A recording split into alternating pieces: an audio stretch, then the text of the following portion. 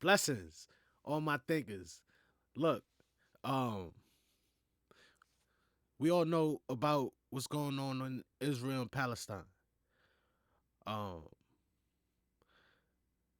we're gonna watch a clip. It's pretty long, but I think that it pretty much sums up the arguments that we find between the two groups um, on media, social media, right?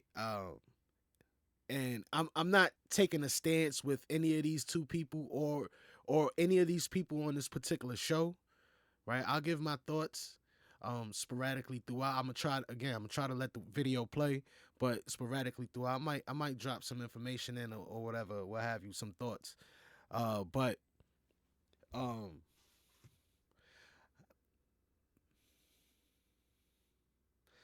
I really don't have an argument in this fight, right? I'm team us, right?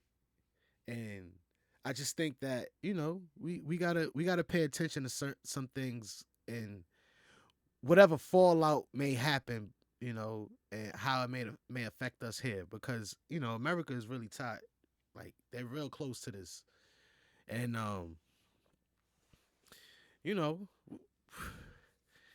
you know, a lot of the politicians are really tied to Israel, and that can affect things for us here. And I'm gonna really try to examine it from that perspective, and not necessarily the perspective of Israel or Palestine, because they got their own conflict. They got you'll hear it, right? You'll hear it, you'll see it for yourself, and if you feel like you want to choose a side, that's on you, But I think that we should look at some things from the perspective of how it affects us, right? Um, when you got people uh, in the Israeli government saying things like, the biggest threat to Israelis in Israel are black youth in America. So when we're invoked, we should pay attention to that. And then, you know, just keep it 100. There are um, I would say Muslim situations occurring in neighborhoods that's predominantly black that uh, are not necessarily highlighted, that we could pay attention to as well. And I'm not saying that for the most part those relationships have been you know favorable. From my perspective, but at the end of the day, there's still things that like everybody has their agenda for themselves. So you know, when we look at the fact that in our communities, majority of the corner stores are owned and operated by um, the Muslim Arab community, you know, we should, be aware of things like that. Right? And look, I'm not hating. I'm not against any of that. I mean, I do have problems with you having 10-year-old kids. You know what I'm saying? Back then, there's no adults around. You know what I'm saying? I would not like to be purchasing things from a child. I gotta help assist do their job, or you know what I'm saying? I don't know. It's just you know what I'm saying. Like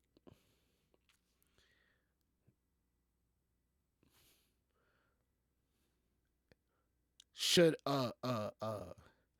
you know a conflict about whatever's going on, like all right, I'm purchasing some. You charged me wrong. Now it's a bit of a conflict because this like I'm an adult that have to figure out a way to deal with the child in a space that I should be dealing with another adult. That's all I'm saying. Um, but for the most part, you know, um, I have no issues with either group. I have no issues at all. You know, you know. But we're gonna examine this. We're gonna examine this conversation. We're gonna dig into some of these thoughts, and like I said, y'all make y'all decisions. You know what I'm saying? You tell me what you think, and I'm gonna give some more comments throughout. I'm gonna try not to stop it. Like I said, I'm gonna try not to stop it, but you know, who knows? All right, bear with me. It's a little bit of a long video. I even skipped 30 minutes, so.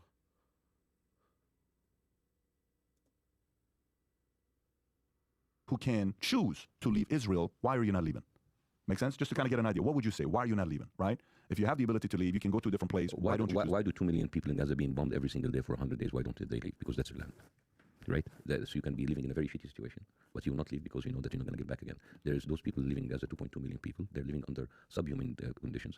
They could leave. As a matter of fact, everybody pushing them to leave through Sinai. They say, "Oh no, we will not leave because this is our land." Sometimes you get connected to the land, and it doesn't matter how bad. So to answer your question, why don't you leave? Because that's their land. Yeah, I'm talking about the Arabs in Israel. But yeah, because they consider that still their land. Yeah, but there's so many different ways we can have this conversation. But everything for me comes down to socio. It's funny when people don't get they don't get the answer they want. Is you see how flustered they get? It's like this guy. Oh boy, I don't know. This is the argument you find. Like, this is the arguments. Like, this is how it looks like, and don't get me wrong. Like, some people make their arguments better than others, right? And so each debate can look different, right? You could say, okay, I agree with this, or I agree. Like, but for the most part, when you put these two groups together in a room and have that debate, this kind of back and forth or conversation this is what it looks like, you know. So like that's why I say like this is like the best summary of what you would see when these two groups have this conversation, right? And we'll get to my thoughts in the end, but let's get to it. Economics, okay? To me, I'm always wondering, why is the Palestinian plight at the forefront of the news? Right now, we're starting to see Yemen in the news. People don't realize for 10 years, there's been a civil war with the Houthi rebels, Saudis, Sunnis, Shiites, Iranian-backed militants killing each other. Never in the news. Syria, tens and tens of thousands, hundreds of thousands of people murdered. We know what's going on in Iraq, what's going on in Afghanistan. This is not an anomaly in the Middle East. But in my opinion, humbly, with all due respect, what's going on in Gaza is the equivalent of BLM in the States. What do I mean? So this is what I mean. Now, I'm not saying I agree with BLM or I'm a fan or I'm a follower or anything like that. I'm just saying, in a situation that really did not have anything to do with us, like really doesn't, our name is invoked. So, I mean, it's just things like this where we should pay attention to try to understand. Black on black crime. Every single weekend in Baltimore, in DC, in Chicago, you name the city, there's black on black crime. Let one cop kill a black guy, George Floyd, national, international news. In the Middle East, Yemen, Syria, Lebanon, you name it, Iraq, every day, Muslims are killing other Muslims. A lot of it is Islamists, fundamentalists. There's no marches, there's no protests. But Israel defends itself after October 7th, and I've seen you condemn Hamas for October 7th, but you've also sympathized with the Palestinians, as you should. But all of a sudden, that's the biggest story in the news. Why the distinguishment? Why can't Muslims say... There's a difference between comparing conflicts, civil war, and then allowing another country to bomb you from the sky every single day for 100 days. You cannot compare the both. And real quick is... You understand what I'm saying? Why bring Black Lives Matter into anything to make your point about what's going on over there? We need to pay attention. Actually, your tone of voice, when you say, oh, there's like black and black, Arabs killing each other, in your undertone is saying, yeah, they don't deserve to live, so let's Israel. 0%. This is exactly 0%. what No, that's not what I said. No, this is what I'm saying. I asked the question, you're reading into it. You have absolutely no sympathy for the Palestinian killing. That's not true. Don't put words in my mouth. No, seriously. I 100% have sympathy. Your entrance into this conversation is extremely racist because you say, well, Arabs have been killing each other. First of all, the Arabs have been killing each other. These are called either proxy wars or civil wars. But this is different because America is not standing behind Saudi Arabia voting every single UN resolution. like Israel. Israel is killing Palestinians, and nobody can do anything for them in the UN or the Security Council, right? You can talk about how Saudis are killing the Houthis or the Yemenis or how Iran, but when they go to the Security Council, America doesn't use the veto. You know how many vetoes did America use since the inception of the Security Council? How many? Tell me. 88. How many of those were they used in order to protect Israel from a veto? 0. 56. Oh. The superpower of the world over 50 years used more than 65% of its veto power to protect one country. You cannot compare both. So why do you think that is? Why is Israel so aligned with Israel? I'm sorry, why is the U.S. so aligned with Israel over Gaza? I don't know. I mean, there's like a million. Ask yourself. There's a million. Why? So why I want to know. Tell me. Because they're white like them? Are they allowed to put Who's people white? Well, I mean, a lot of Americans consider Who's white? Israel is the white. But you know for a fact I know. that most Israelis are Sephardic and they're brown. It's the perception. So it's bullshit. It's the That's what I'm saying. perception. Exactly. It's a perception. You know. So this is how Israel promotes itself. We are a secular. We are a democratic country. I have never seen a secular or democratic country that would actually give contraception shots to its own citizens, to their Ethiopian Jews, and make them not to reproduce. And until 2013. They have confessed doing that. They have been doing this for 10 years. That is not a democratic country. I have never heard a secular country, a democratic country, that would kidnap little kids from Yemeni Jews in 1950 and then take them away and then tell their parents that they die. And they did that in order to instill Semitic DNA in their population. That's why DNA testing is not allowed in Israel. So are you pro-Islam? Are you anti-Israel or both? I'm not pro anything. I'm pro humanity, man. So am I. It doesn't matter my religion is. I don't care actually, and I can give you 100 things I can tell you about Islamic countries that they do wrong. So but what happens is right now is that the people who are bombing people only every single day, they are not Yemenis, they're not Houthis, they're not Saudis. They're Israelis. For 100 days, they have dropped almost 3 nuclear weapons on an open air prison, and all because of Hamas. Dude, if ISIS was already there, you have no excuse to kill 30,000 people. You can't say words like nuclear weapons when it's not true, Bassem, and you know that. The equivalent of 3. No, I can't. So now they're dropping nuclear weapons. That's what you're trying to tell me on this one. I said like they're dropping the equivalent of 3 nuclear weapons. So how many people have died in Gaza? 30,000 people. Okay, according to Hamas. Obviously, UN gets a number from Hamas. So but do last, you have a number that you trust? No, I don't have any number that I trust, but I'll take your word for it. I don't think that sounds... So how many? Hundreds of thousands of Muslims have died in the Middle East. How many people in Israel died in October 7th? According to the numbers, 1,200. According to who? But the numbers are still being counted. According to whom? According to the IDF. Oh, but I don't trust the IDF. Whether you do or you don't, those are the numbers that we're working with. Well, I'm giving you 50,000 people died, and you said you don't trust them. So who do we trust? That's not what I said. I said according to Hamas. Yeah, but so whether I believe the numbers... When you say according to Hamas, it's the undertone that you don't believe the numbers. With all due respect, you're missing my point. 30,000, other than the Hamas fighters, because I will stand to kill these people. I hope 0 civilians die, but we know what happens. But they die, of course, every day. But let's go back to my initial question. No. Let me ask this question, and then you can take. How do you think how many? But what about the 100? 0. Stop. 0. But they're killing it. Okay, but that's not my point, Bassem. My point is this: 30. How many? Can I ask the question? Limbs? Can I ask the question? And then you can have the full response. Why is this issue at the forefront of the news when hundreds of thousands since 9/11, 5 million plus people in the Middle East have died? 5 million. 5 million versus 30,000. Where are the marches? Where the protests? Well, you haven't been around. No, you just haven't been around. No, but I also read the newspapers. I see what's going on. Because there have been marches against what's happening in Yemen. There have been massive marches against what's happening in Iraq. If you ask the average person, they couldn't tell you that there's a war in Yemen. There is a difference. But if you ask the average American, they know what is exactly going on in Israel. Here's the thing. These mental gymnastics where you want to divert people to other conflicts, these conflicts are proxy wars. These conflicts are civil war. Terrible, horrible civil war. There's been civil war happening in all kinds of Asian and African countries. The only difference is that is a foreign country invading another country, like exactly Russia invaded Ukraine, and then everybody is sitting there. All they ask is ceasefire, because one of the people in that conflict is a country that has been financed, given money by the U.S. It is considered as part of the free world because they're secular, because they are democratic, and they are committing war crimes every single day under the eyes of the United States, of the UN, and the Security Council. So, and that is why it is different. Fair enough. So civil wars are totally okay. If it's a civil war, don't look. Those are people just doing their thing. Did I ever say that civil war is okay? No, but you basically equivalized. Let's have a civil war. 5 million people die across the Middle East. Yeah, it is terrible. It's no big deal. Usually the civil war is really supported by like 2 proxy people, and they're like killing each other, and it's terrible, and they're trying to do it. And in the same time, those people are not just like killing them. They're killing them, wanted to push them out openly, saying that we are going to push Palestinians into the Sinai. Basically, that is my country. All right. The only people shouting for the river to the sea are the Gazans. Well, Palestine will be free. So what does a free Palestine look like? You know what's the difference between regular people in the street shouting from the river and the sea? These are regular people that are carrying flags in the street. You know what's happened on the other side? You have government official like Bezayel, like the Minister of Finance. You have Ben Ghafir, who is the Minister of National Security. Both of them, by the way, were arrested many times for acts of terrorism against their own country. These are Israeli prime ministers? Yeah, these are the ministers. Not the prime ministers, ministers of certain. Yeah, so do you mean to tell me that Yahya Sinwar, who's the head of Hamas, or Mahmoud Abbas, who's the head of the PLO, they're not politically saying from the river to the sea? So if we're going to use that equivalence... You didn't even finish making go ahead. So first of all, you are comparing a militant group, a terrorist group, with a secular democratic country. This secular democratic country that I'm telling you about, they have ministers coming up with a map of Greater Israel behind of them, and they openly talk about them, which is, by the way, if you don't know, the Greater Israel map is from the river to the Euphrates, including parts of Saudi Arabia, Jordan, Lebanon, and Syria, and of course Palestine. So that is the official talk of the official ministers. So you want to kind of ignore this and you go after random people in the streets with flags saying from the river to the sea. Don't you see the comparisons a little bit? Well, it's not just random people. It is Hamas, who is the governing body of Gaza. Hamas? But the point of a democracy, what do you mean? Hamas, at the end of the day, they're a militant group. They're a militant group. They're ISIS. You don't take them seriously. Militant group. Don't take them seriously. They're the leaders of Gaza. They were elected in 2006, and as your joke said, a 30-year... 2006, when nobody actually was alive by then. Like now, like people there, how many people were alive? 50% of Gaza was not alive in 2006. If you did an election right now, they're not going to be the rulers of Gaza. Yeah, but you didn't do an election. That's the point. Why is that? Why is that? Because basically they kicked out Fatah and the PLO, and they're running the West Bank. And Israel didn't put them under blockade and kick the shit out of them. There is an argument to be made there. You think that I'm saying that Israel is completely innocent? Do you think I would say that the U.S. is completely innocent? Think you said that we had a debacle in Iraq, we had a debacle in Afghanistan.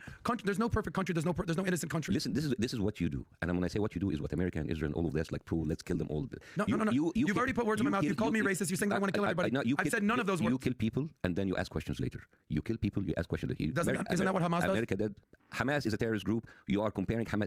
Every time you compare Hamas, I'm bringing you Israel and America, which are supposedly democratic countries. Hamas and ISIS and whatever, these people are not like good examples, right? I agree. So when you tell me Hamas, all right, fine, Hamas, horrible people. Let's talk about the leaders of the free world. America, they kill first, they ask questions later, and the result, Afghanistan and Iraq. Disasters. They kill I'm not going to argue with that one. Disaster. Israel kill later, and then the result, what's happening in Gaza and what's been happening to Gaza. There's no justification for Israel to kill 30,000 people right now. And all the thing about October 7th, many of them, can you tell me where are the decapitated babies? What are their names? Can you tell me the names? You want me to go over every dead, decapitated Israeli baby's name? I think that story was refuted, wasn't it? It was refuted many times. It was the biggest story. What's your point? That Hamas didn't kill babies? They didn't kill women? There's hundreds of people kidnapped by Hamas. What's your point? No, they're kidnapped, yes. In fact, you're saying that 1,200 people weren't murdered? If a terrorist group would decapitate people, if terrorist group would burn people, you know what terrorist groups does? They terrorize. They would show them off. Like ISIS, they were burning people in cages. All right? We will not find about the atrocities of rape or about decapitating from other sources because the terrorist group, by design, terrorizes. They would go in with their GoPro, they will show you the babies that they decapitated. They will not going to hide others like, oh my, we didn't do it, because terrorist groups does that, right? Remember ISIS, when they were burning people in cages, they like to promote their terror because the terrorist group wanted to terrorize the public. We have not seen anything of that. That's one of the most naive comments I've ever heard. We've seen videos, countless videos, of them gang raping women and then blowing their head off while they chop off one of their breasts. We've seen these videos. No, you haven't seen it. Well, are you fucking crazy? Of course we've seen these videos. We've seen dead bodies littered all over kibbutzes. You have read about it. Okay, go watch the videos. You're choosing, this is selective ignorance. This is selective ignorance. That's like me saying, of course Israel's not bombing indiscriminately. No, they have. And I'm at least willing to own that. And I'm not Israeli, I'm American. By the way, I'm not defending Hamas. They did. But you are equivalent. But what I'm saying is all of the... See, like for me, he's not Israeli, he's American. And he just seems to find a way to throw us into that conflict. Like, come on, don't do that. If you're American, you should... Let me not get into that. Let's keep it going. These like decapitating babies, that is wrong. That never happened. Okay, it was only a few. A few? How many? Dude, I'm not there on the ground. So what's your argument? We have pictures. Let's be clear here. What's your argument? That they didn't decapitate one baby's head? No. So what are you saying? I said that what the Hamas did was terrible, but it was inflated by things to make it emotional to think that it's okay to kill all of those people. It was inflated. So it wasn't 1,200? Well, how much was it? I don't know. Okay. So Israelis' numbers are inflated. 1,200, but the 30,000 from Hamas is not inflated? You're talking out of both sides of your mouth. As a matter of fact, according to Israeli survivors, they said that many of these casualties happened because Israeli troops came in and indiscriminately killed everybody, including the hostages. That's the first time I've heard that story. First time because you were not covering, because you have not listening to the survivors from the Israelis. Every morning I read credible sources, Wall Street Journal, Fox News, Bloomberg. Okay, so what are you reading? Hamas.com? Like, where are you getting your sources? Haaretz. Okay, Haaretz, yeah, the Israeli newspaper. Of Israel. Yes, of course. I read those too. They have actually brought I've never heard them say one time that 1,200 people were not murdered. Not in one paper. No, I didn't say that. I said many of those numbers that were killed, they were killed because of the indiscriminating interference by the Israeli troops, and many of them died because of... 4 people were killed that way when they tried to rescue the hostages. No, the fact that you're trying to equivocate 1,200 people... You're late in the game. You're late in the game. There was a woman whose name is Dalia. She came out on an Israeli podcast and she said that everybody in the kibbutz were died, and then we went out and we said the Israeli tank, the one that fired on the whole kibbutz. This is bullshit stories. You think the IDF is just coming in and just spraying down kibbutzes? That's like saying American troops are just coming into a conflict here and just spraying down fellow Americans. It's called the Hannibal Protocol. Look it up. Yeah, we'll look it up, but I think that's bullshit. I want to ask you a question. So going to that day, all the stuff that we found out since that day, we found out, Rob, that they knew, apparently they had information intelligence for a year that it was going to happen. The day that it happened, apparently all the defenses were down. Hamas got to run rampant for 6 hours. Mayhem. They asked, John Kirby went up, and one of the reporters from Fox asked, how did you guys not see this with all the intelligence? And he said, and I quote, now is not the time. Since October, it's not, what, 3 months, October, November, December. We're in January right now. They still don't know. We saw this thing called the Jericho Wall, where Israel, a leaked document where Israel already had a plan of what to do with all these, all the displaced people. They want to send them all to Egypt and all the countries in the United States. Bibi Netanyahu was on a video saying how he could do whatever he wants in Gaza because Americans are gullible and he could do whatever on the home video. Mazen, what do you, do you have an opinion on the knowledge, the pre-knowledge of this was going to happen, and the fact that they got away, they got to do whatever they want for 6 hours with one of the sickest military, sickest intelligence? Do you think like they knew, they let it happen? How do you feel about? I'm no military expert at all, but like watching this, the fact that they've been doing this for 6 hours, and this is the most guarded border ever.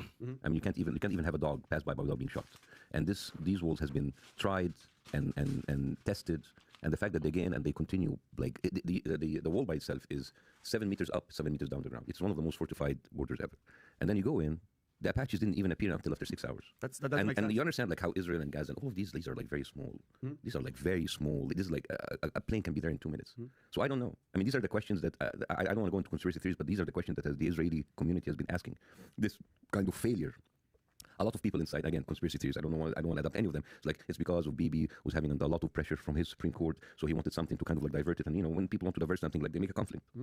But it kind of like, it got out of hand. And the fact you can go in, lily-willy, with very primitive weapons and go inside of Israel and come out. I mean, just a year ago, there were 50 Palestinians that were killed by snipers just because they came in closer to the border. And they were like holding flags. So the fact that they go in and you see like all of these military bases empty for the taking and coming back with cars and with people and with hostages. I mean, if I'm an Israeli citizen, I would be pissed. Of course, I want to I mean, answer. I would like to have some answers. So I don't know. But Bassem, let's go to the last thing, because for me, I'm curious with solutions, right? Some say, well, this is going to keep happening. It's never going to stop. It's been going. Yo, look. He's curious with solutions, but it seems like he's just trying to impose his way of thinking onto him. I'm gonna let y'all watch it, but you tell me what y'all think. You know, I don't know why people do this. You know, make your statement, let them make their statement, and that be that. Y'all tell me though. Y'all tell me what y'all think. Going on for hundreds of years, couple thousand years. It's going to be ongoing for another couple thousand years. Perfect. Okay, fine. So that's one argument. Now, for the people that maybe are solution oriented and they want to figure out a way to improve things. You said 06, Hamas gets elected because what it was, but today it wouldn't happen. Today, if they do have an election, who controls the election? Because you were a little bit not elusive. You were not clear about why they're not having fair elections today. Who controls the election? I wish Hamas is not in charge of. I wish the whole thing about the Islamization, Judaism of this conflict is not there. Because that is making everything worse. So how do you get the rid of whole idea Hamas? about like putting so much religion on the Israeli side and on the Muslim side? It has actually it is the reason why this conflict is getting worse and worse and worse. It's because now people are like kind of like rooting for the divine, and whenever you put religion in any conflict, this is going to get worse and worse. So the thing is, there is a problem, a fundamental problem for the rights of the Palestinians in the land of Palestine. Now, whether you create a Palestinian nation on the 22% after using, like Jimmy Carter once said, we would have to have like a two-state solution using Gaza, using the borders of 1967 with modification and land swap. That is what the Palestinian Authority are actually accepting. Hamas does not accept that. And there's other people who does not accept that. And at the same time, people on the Israeli side does not accept that. You have radical people on both sides who want all or none, and kind of fairly moderate people who want to stay in the middle and say, all right, let's have a little bit of a swap. But what is happening right now is the two-state solution is being shot and dead a long time ago. Because even if Benjamin Netanyahu, when he came out and he bragged about how he have spoiled the Oslo Accord and how Americans don't care and we have manipulated them and 80% of America are with us, so we can do whatever the hell we want, even if we can kill as many Palestinians as possible. And he was there on camera.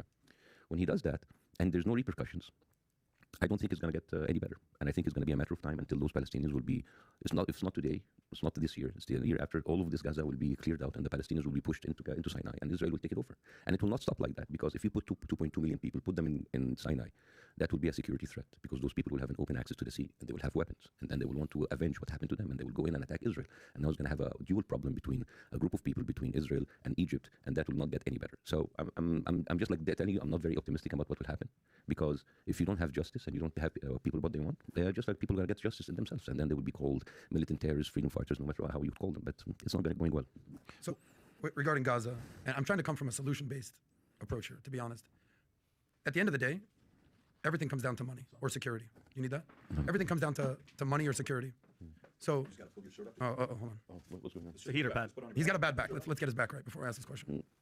Hook up the shirt. That's how we played. Massages. We got a masseuse coming in the house. Well, thank you guys, because I'm really in pain. I can't even. You've been traveling for how many days? We have what is called unreasonable hospitality. Yeah, Pat doesn't play. While we're having a friendly debate, we're going to make sure that your back's All right, so Okay, go ahead. Solution for Gaza. well, Go look, for it. Israel wants security, and Gaza, many countries in the Middle East need and want prosperity. Okay? Israel's whole thing, their whole contention is, listen, we just can't have another October 7th, period. and we're going to do everything to protect our citizens. The people in Gaza, they're no different than other people in the Middle East. They want prosperity. The problem in the Middle East, in my opinion, my humble opinion, it's not just an Islamic issue. It's certainly not just an Israeli issue, because by the way, it is an Iranian issue. That's a tip of the spear when it comes to the mafia-like regime that's running Iran over there. But it's socioeconomic. People need economic improvements. People need political certainty. And when you combine that with Islamic fundamentalism, you sprinkle in a little jihad, throw in a little anti-Zionism rhetoric, you'll get what's going on in Gaza. But look at the countries that are thriving in the Middle East, and look at the countries that are basically the Gazas of the Middle East. Unemployment rates. People need jobs, okay? If kids don't have jobs, if youth unemployment is skyrocketing, what are these young people supposed to do? The highest unemployment rate in the Middle East, Jordan, 23%. Palestinians right next to them and also at 23%.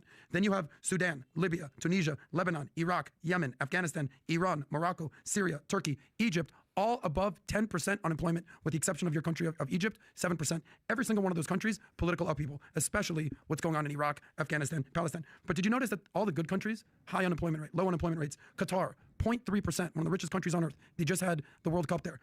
Richest country in the Middle East. Bahrain, 1.9%. Israel, 3.3%. UAE, 3.4%. By the way, the UK's unemployment rate is 3.5%. So UAE is better than the UK. Kuwait, 3.7%. Same as the US. When people don't have jobs, and they don't have purpose, and they don't have meaning, and they can't work, and they can't basically have political economic sustenance for their family, they're going to resort to violence. That's why every single one of those countries that is 10% unemployment, those countries are, as Trump says, shithole countries. But all the nice countries, Qatar, UAE, they're all thriving. So it's not an Islamic problem, it's an economic problem. Now, if you want to talk GDP, just for my last point, the countries with the lowest GDP per person, those countries are disasters. Afghanistan, you know what the average person in Afghanistan makes a year? $350 a year. Afghanistan. Syria, $420. Yemen, $650. Sudan, $1,100. Morocco, $3,400. Palestinians, above any of those guys, $3,700 a year. Lebanon, $4,000. Egypt, $4,200.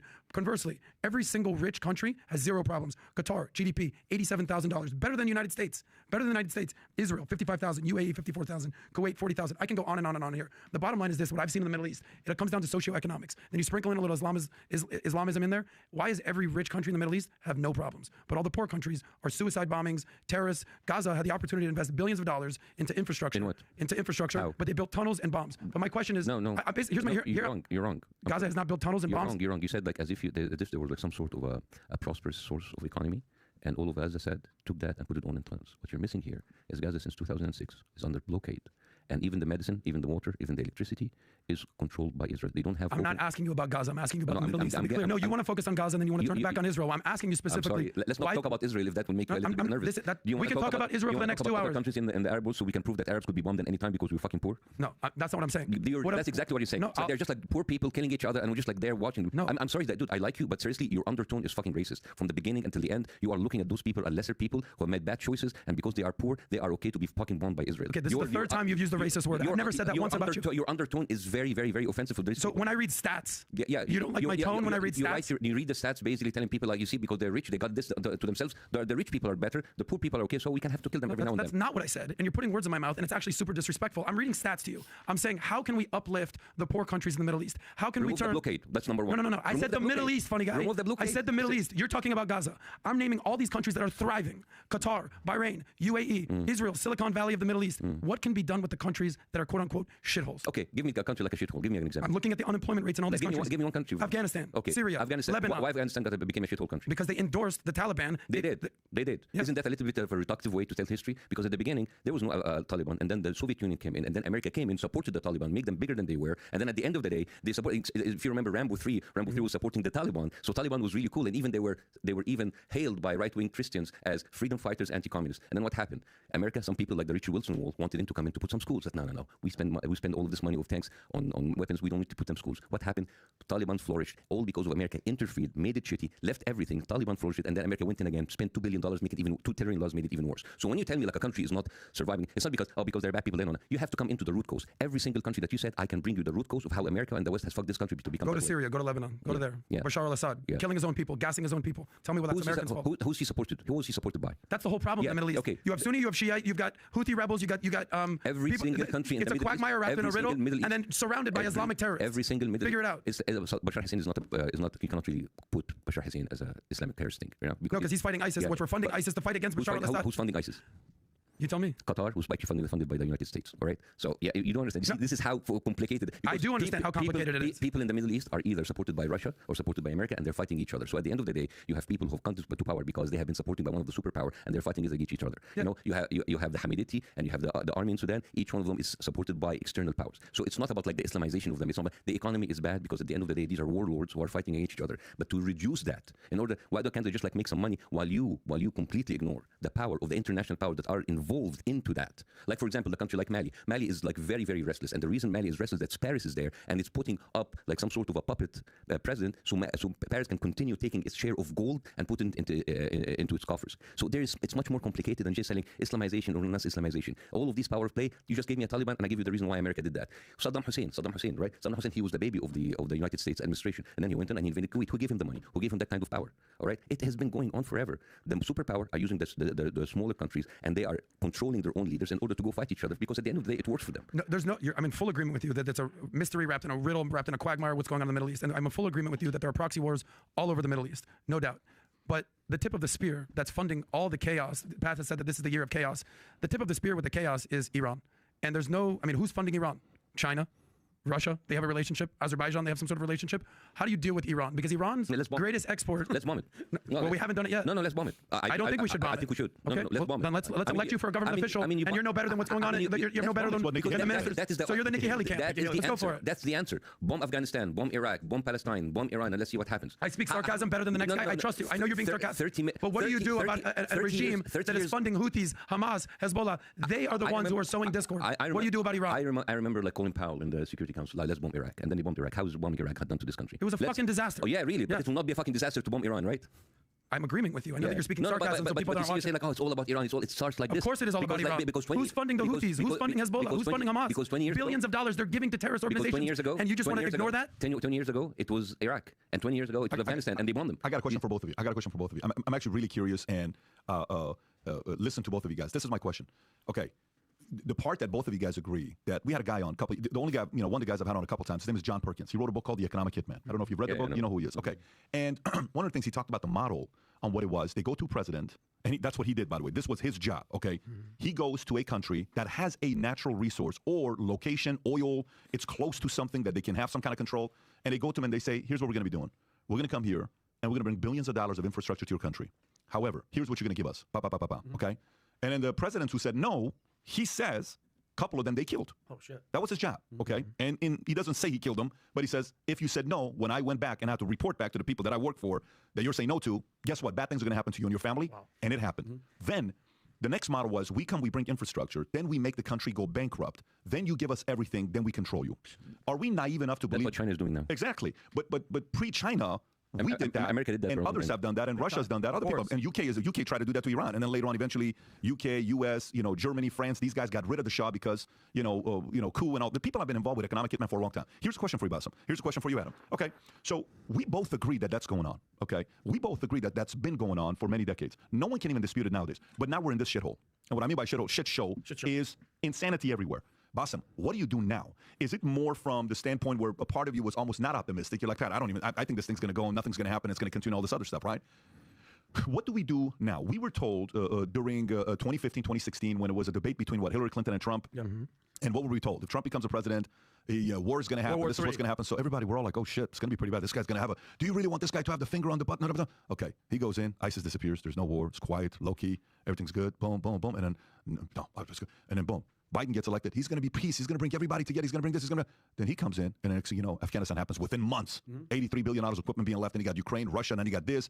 And then there's a bunch of guys, economists, that are talking about, this is China's year to try to invade Taiwan because Taiwan's got an election coming up. It's a shit show, basically, is what you're saying. Yes, but the point is, like, there's so many contradictions in politics as well. At a point like this, Bassem, where mainstream media is not going to tell us the real story because they're maybe not even getting the real story themselves on what's happening behind closed doors. What do you do today? There is one of the most advanced military armies in the region, in the world, supported by the West, supported by America, have voting, like, they're diverting their vote all over, and they're killing people for all that time, and nobody's doing anything. Who are you talking about? I'm talking about Israel. Okay. All right? So the killing has to stop. And I'm not talking about Gaza. I'm talking about what they do in the West Bank. Every single day in the West Bank, all of these people are being killed in the West Bank. And there's no Hamas came out from West Bank to do the 7th of October. All right? Just a couple of days ago, like a woman was walking with her children, snap, walking the street. That is the regular days of people in the West Bank. Hold on one second. Now I'm pretty sure he asked him a different question. Let me just get this question again. Yeah, that question was like 3 minutes long. Like 2015, 2016, when it was a debate between what Hillary Clinton. And so everybody, we're all like, oh shit. he He brings comes in a whole and bunch of you other know, stuff. being Like, killed in the West Bank. I don't maybe even not know. even getting the real story themselves on what's happening behind but closed doors. but you can see him starting to, drop in his, you know, beliefs and his prejudice into these questions that he's trying to coax him to a certain point. You'll see. But I just want to, cause the way this man went back to Israel is just like, what could he? I don't know. What do you do today? There is one of the most advanced military armies in the region, in the world, supported by the West, supported by America, have voting, like, they're diverting their vote all over, and they're killing people for all that time, and nobody's doing anything. Who are you talking about? I'm talking about Israel. Okay. All right? So the killing has to stop. And I'm not talking about Gaza. I'm talking about what they do in the West Bank. Every single day in the West Bank, all of these people are being killed in the West Bank. And there's no Hamas came out from West Bank to do the 7th of October. All right? Just a couple of days ago, like a woman was walking with her children, stop, snap, walking the street. That is the regular days of people in the West Bank. You think the problem is Gaza? What you see in Gaza is an accelerated, exaggerated form of what's happening in the West Bank too. So you have a country that has occupied the land, and they're like making people living like animals. And if you deal people with like animals, they will come up as animals. Right? That is the crux of all. We can talk about politics and about economy. It's here till the kingdom comes. What is happening is horrible injustice happening every single day. They're taking people, strip them up, saying that they're Hamas. You have like an 11 person being killed every hour. You have 247 person being killed every day. That is in 5 days. That is like 1,400 people that were killed on this October 7th. You have 30,000 people. And the thing is, when you say 20,000, 30,000, numbers don't mean anything anymore. If I told you a million people died in Gaza, you will not flinch because their numbers have become so. It's true. See, it's nobody. I don't disagree. So we go into these circular motions. How can we stop that again? No, there is killing happening every day. My wife's family have actually cheated death so far for 100 days because they've been running from Khan Yunis to Rafah, back to Khan Yunis, and they were told in the beginning that Khan Yunis and Rafah are the safe place because it's in the south. And then they were telling them these are the safe path. Yeah. Take this safe path. These are the buses. They will run into the buses, and Israel will bomb the buses. After being guaranteed that this is a safe path. This is murder every day. So I don't know all of these circular wars about like river to the sea, what's happening. That doesn't make any sense while people are being killed every single day. We have a tragedy, a genocide, a Holocaust happening in Gaza, and everybody is just like playing their balls. Like, what do you think about the economy? What do you think about Iran? What do you think about Iran? That's bullshit. There's killing happening right now, and we're just like watching it and trying to fill time with useless conversation. But how do you fix it short term though? Because short Make term, Israel stop. There's no. How do you do that? Okay, exactly. America has to tell Israel stop because basically Well, I fix it short term and not long term. Israel is a client state. It's taking all of its money in the States. It has actually sucked America dry with all of the money that it's taking away from him, and yet it's not doing anything. So why do you think Biden administration is not telling them to stop? Because they are fucking cowards. Because it seems that every 4 years, every American president go and kiss the hand and bend the knees and go to AIPAC to make them sure that Israel is much more important in their foreign policy than America itself. And the only one who did not do it was Bernie Sanders, the only Jewish American candidate who refuses to go to AIPAC. And you cannot call that anti-Semitic. Right? And you have to be very, very careful about being anti-Semitic or anti-Jew, because if you call me anti-Semitic, I'm just like, I'm going to fuck you, man. I'm not. Like my idol is Jon Stewart. Bernie Sanders, I voted for him for presidency. Is this whole thing about like using anti-Semitic and Islamophobe and all that you can do and transphobe to shut down the conversation? It's bullshit. You have a murderous country who have lied to the international community, who have actually neutered its own Ethiopian women because they didn't want black people to reproduce, who kidnapped Yemenis Jewish people from their parents, who have like countless atrocities, who even have zoning laws like Jim Crow. It's like, what are this? This is like a racist country that's supported by the United States, and it's killing. And it's fine. There's a lot of racist country, horrible people, but I've never seen a country killing 30,000 people within 100 days. This is 10 times the number of Ukrainians being killed in Russia in 2 years. It does not make any sense. And about nuclear weapons, yes, they have calculated it. Right now, they've calculated the number of weapons that have, by the TNT, they have room like three nuclear weapons in a very, very small part. So it's really about the killing. Stop the killing, and then we can talk. Yeah, but that's okay. So that's that. Now let's not stop the killing. Let's talk more about circular stuff that doesn't make any sense. What I'm What was your saying is, specific question? no, I'm asking the question to say we're so in too deep that the amount of parties involved is not as simple as stop the killing, because you know the only way this works, and I know you're a diehard President Trump fan. I know you're a big fan of his, and you campaigned for him and all that stuff. I've heard you getting up there, you open up for him all the time, which is beautiful. Oh, I to love see. it. Oh, Trump, he's my favorite. So let me ask you this. Let me ask you this. Why do you think sometimes you sit there and you say, man, I can't stand that person. That person is da da da da da da. And then, shit, maybe am I wrong myself? Maybe that guy's not as bad as I think that guy's. Fuck, there's no way in the world I can say anything good about him. No way. If I do, God forbid if I do, right? Okay. Do you think, like, every family, has that one tough guy in the family. And when that person is alive, nobody does anything stupid. Do you know what I'm talking? Every family has it. You have it, I have it, we all have it, right? It's an uncle, it's a grandfather, it's a father, it's somebody. Is the bully? He's not the bully. It's not the bully. It's the guy that doesn't allowed the bully to bully. That guy. It's the guy that does protector. Yeah, it's like the protector. It's kind of like you don't want to wake that guy up. Like, you know that one scene from Christopher Walken in a movie says, you know, every once in a while, the lion is sitting there, and they come and pull him, and they do this, and they do that. The hyenas are biting his Every ankle. once in a while, the lion has to wake up and tell everybody. He says everybody knows what the lion is capable of, Yes. right? This is why people put on their house sign that says what? There's a vicious dog, yeah. you know, in the back. Or this house believes in the Second Amendment. Whether they have a gun or not, the person that's trying to rob that house is going to say what? I don't want to go and rob a house that may have a gun in there, right? So that sign avoids conflict. Yes. Why do you think, Bassem? I'm so curious to know what kind of an answer you're going to give to this. Why do you think during Trump there was no war, no conflict, and we were expecting to see World War III under him? Why do you think? I have no idea. And I think because maybe Trump, as much as I don't like him, he was kind of business oriented. He said, like, I'm not going to, how much will that war cost me? No, I'm not going to do that. So maybe that's the one thing. And that's kind of something to be good on his behalf, although I'm not a big fan. I have a problem with other policies. But yeah, I don't think, maybe that's the only thing. That But Bassem, what about? Let me stay on Go, this. go, go, go, go, 'cause I was going to ask a question too. Because, okay, on the spending side, it's going to cost us money. He didn't like that answer. He gonna try to let me give it again. That's an interesting perspective. But okay, how about this one? How about the fact that, you know, he says, hey, you have a button, I have a bigger button. Hey, you do this, I know exactly where you are right now and I can destroy you. I would much rather not. How about the fact that he put the fear in people that wanted to bully and take advantage of other people, so nobody did during his time? Maybe, but you also have to remember that COVID came in right in the middle. That was 3 years later. That was No, that was actually 2.5 years later. Yeah, but you know, The first 2.5, or still, if the COVID came, you know, that's even a bigger opportunity. But I have no clear answer. I'm the only thing is like, oh, this is going to cost us money. I don't want to spend money. That's the only thing I remember. but you know what, though? You're a smart guy and a reasonable guy. Because for me, like, if I were to sit there And that's a good answer, right? If he look at it, he's a businessman. Trump is frugal. We all know that.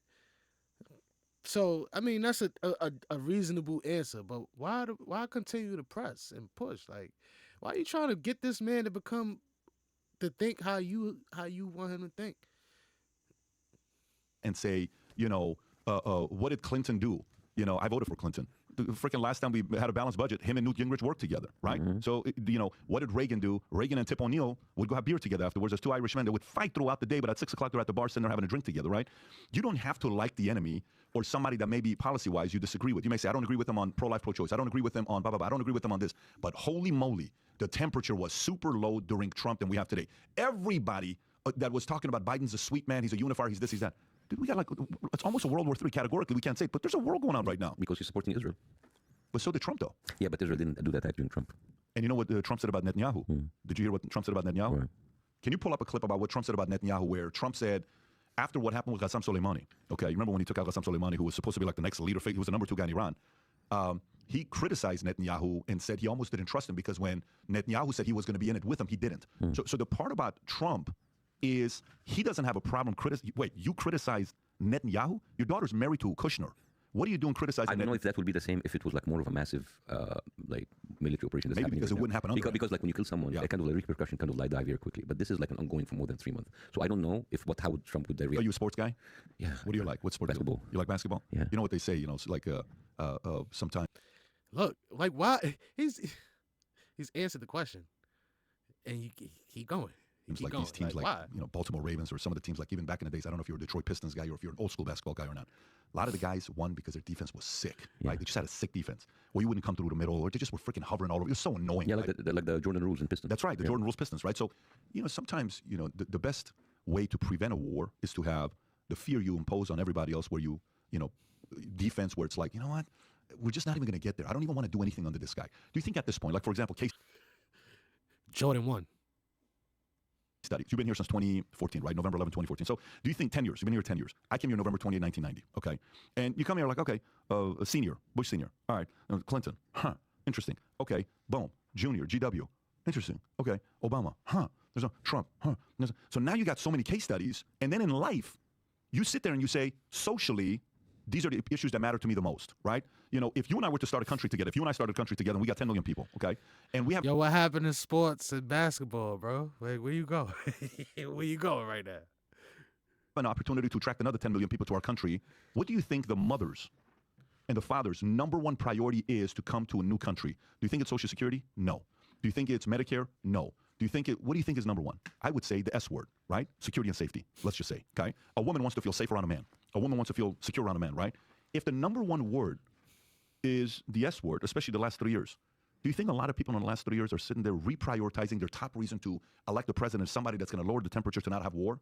Do you think America's kind of there today after all the mess we've seen the last 3 years? I still have hope. He gave his whole argument for why he should vote for Trump and why we need to vote for Trump. He's up here trying to coax this man. Listen, he done went through, yeah, in basketball. Don't you want somebody in Jordan 1? What are you talking about? The defense did not even try him. Somebody did. Hope in America. I still like this country this much. I consider this as my own country. I find it like I found a second chance when I left the Middle East. I think America is actually a great country. It has a lot of potential, and it has given a lot of people, including me, a second chance. So I believe in the idea of America. And the fact that I criticize America, I criticize it like we do. We criticize it out of love in order to be better. Of course. And what I'm worried about is like over the years, America might have lost that kind of lure because it has been dragged more and more by the military industry complex. And the money has been prioritized in order to spend money on war, spend money on the military. I agree. And I think 68% of your budget is taken to the military. That's not a lot of, that's huge. And many of these military contracts has been exaggerated. In 60 Minutes just shows something that used to cost $30 now costs $3,000. And there's no catch. There's no curb of these prices because they are the one who are making up the prices. So yes, the security is great and all, but Sound like what hospitals be doing. $84 for a Tylenol, for an aspirin. It's crazy. security in itself, because North Korea has security, right? It's not about the security. There's education, and there is and the equality, and people. Let me answer this. Hang on one second. Mr. Cuomo, we're on a podcast. Why are you calling us? Look. Yeah, I'm telling you, give you all breaking down all my reasons as to why I hear what you're saying, but I don't agree with that because I have a different perspective. Let me cut you off because I don't like what you're saying. We're in the middle of a podcast. Name dropping. Yeah, I mean, Chris, I'm doing a live podcast with this legendary comedian, Bassem Youssef, and we're having a very friendly conversation about, how honestly, I'm a little confused because he's here campaigning on behalf of Trump, and we're listening to him, and I'm not convinced. I'm just why not you need to convinced. do that? You don't need to do that. Why does he not have a red hat on? No, he has the shirt on. He's And not his wearing shoes- a hat. he has MAGA shoes on. He's got MAGA shoes on and MAGA shirt on. No, but Chris, I'm going to call you afterwards. We're on the live podcast. I'll call you right after this. Do you think? My man, bye. Hold on, my phone. So, but Pat, going my back phone's to ringing. going back Elon. to I with got the. John Stewart on the line. You're John? so funny. Yeah, I'm here with Bassem. We're best friends. Hold on, Elon. Okay, Elon. yeah, No, but the reason why I'm asking this question is because when you're young, your dad's kicking your ass, challenging you all this stuff. You know what? Look at Joey's dad. They smoke weed together. I wish my dad would smoke weed with me. Look at Bobby's dad. They have drinks together. I wish my dad. Look at us. I wish someone. And later on, you're like, dude, I am so freaking glad that guy was tough on me. Thank you. Yep. You know what I'm saying? Thank you for this. So for me, I'm sitting there, thinking like a lot of people are sitting around saying, well, look, what is the most important, issue for us to sit there and resolve? I think the last 3 years, people are sitting there saying, look, man, we already went through COVID. That was nasty. It divided America. I think COVID, at least 9/11, we went like this. I think COVID, we went like this. I think maybe you agree with that. We went way like this. Your team vax? Your team vax? You're this? I'm team, you do them? No way. Hey, you team them something? There's a mask shutdown or something? It was all like so divided, right? I think Americans are tired. They're tired of the fights with the family and the relatives, and we have to hate each other and all this other stuff. We can disagree on 4 different policies. But guess what, man? I think America's the greatest country in the world. Still, I think it's the greatest country in the world. Does it have a history of some of the stuff they've done with economic hitman? Yeah, it's documented. Did Eisenhower tell us be careful with this military-industrial complex? Of course. Do you know how many military contractors we had? Not contractors, where they sold products and supplies, military like General Dynamics and Boeing and all these companies. You know how many of these we had 40 years ago? 50-plus companies. You know how many it is today? 5. The 5 bought the other 45. Wow. So there used to be so much competition. Now it's come like this. It's a monopoly. It's becoming almost a form of a nationalization because politicians are getting so much check from them, the lobbying amount of money they're spending. So they're like, hey, man, we'll start a war. Of course, yeah, we should kill and bomb Iran. Nikki Haley, she sat on the board of Boeing, and no wonder you want another war because these people want another war because they're going to get another contract. That promise was made by Eisenhower as a Republican president that said, be careful with this, where these guys are going to want to go to war. All I'm saying is, I think what this election has done, this last 3 years, I think whether you're left, right, center, I think the most popular thought on every woman, man, father, husband, mother, wife is, guys, I just want to be safe. I just want us to be safe. And I think that's at the top of the mind of a lot of people. And I'm so curious as a businessman who likes case studies to see how America's going to react to Afghanistan, Ukraine, Russia, Israel, Palestine, potentially China, Taiwan. I am so curious in how they're going to react to the election this year. So curious. It's going to be wild. Because I think that's at the top of their mind. I think that's at the top of their mind. Bassem, what do you think? Well, I want to get it back a little. That was like 10 minutes. We listened to. He went to like 5 different, 6 different, 8, 9, and then he went back over. and boom, boom, boom, and and so, and then it's like, well, Trump, and then who knows? Hey, it's like, what the fuck is bro talking? What are you talking about? It's like, why we gotta do this to people, right? Why we gotta find other ways to shut down people's